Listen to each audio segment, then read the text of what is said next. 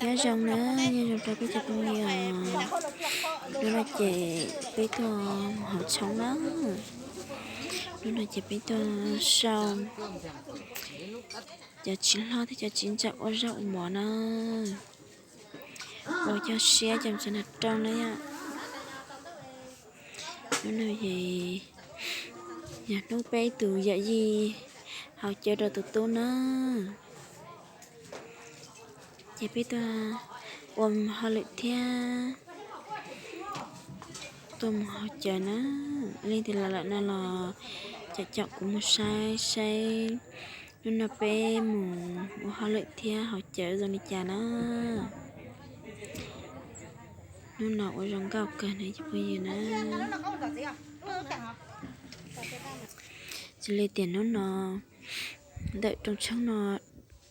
giò bé qua ít tụt tu nó nhở bây giờ nhát rồi tụt tu nó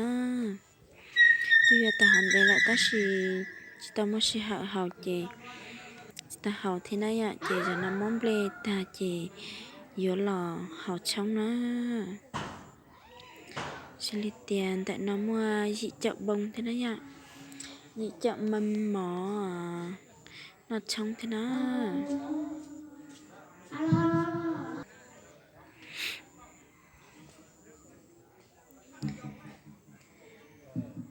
để này giờ cho rau cho mỏ ở bây giờ là nó nhát tròn nó nè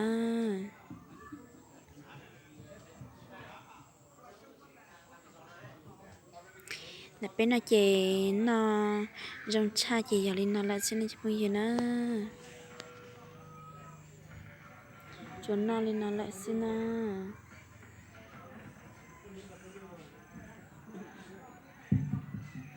để này giờ lúc chơi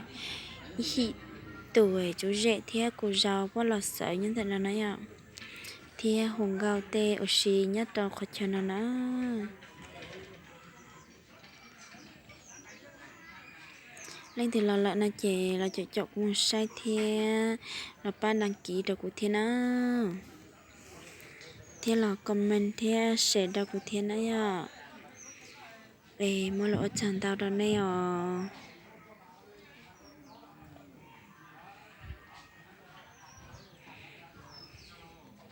nó là chị nhà tụ quần nhìn li lên đấy ạ xử lý tiền nhân tập bên là chị chọn lu nạp mọi chị lấy tôi ship file họ lại ta lại chị nó là chị nhà tụ quần nhìn chọn lại xin á chị thì ra tiền mỏ tôi chi lại thia chị thì tao là nó lại thiên á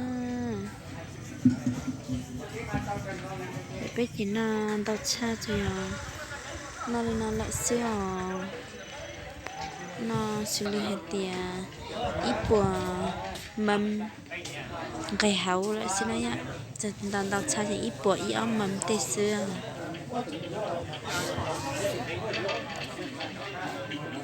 nè lên thì là lại để là cục bé trong trong thế nào giờ nào tôi tía rõ lại thế này nhá về mong cái pi tua rõ thế nào và thì quý vị thân mến và sự là cứ mong thì phải để hoa vàng cha lời thì lấy vợ gái quan vận động và để rồi tôi nói tâm hồn hạnh phúc mãi mãi về sau. Và kính thưa quý vị thân mến, kể từ ngày hôm nay hai gia đình sẽ trồng cây chung và ăn quả chung, ra hoa cái trái thì cùng trồng non. Vâng, còn hai bạn trẻ anh Tuấn và Hằng Từ hôm nay thì sao? Vâng, hôm nay hai bạn cũng đã chung một nhà. Vâng, được chung cha, được chung mẹ, chung bà, chung ông. Vâng, ban ngày chung việc ngoài đồng, ban đêm chung gối, chung công, chung màn. Thì quý vị đã dành chút thời gian hoàn hảo để đến chung vui cùng gia đình ngày hôm nay. Xin được chúc cho toàn thể quý vị có một ngày nghỉ cuối tuần và ngày nghỉ chủ nhật thật là vui, và chúc toàn thể quý vị có một buổi trưa thật là vui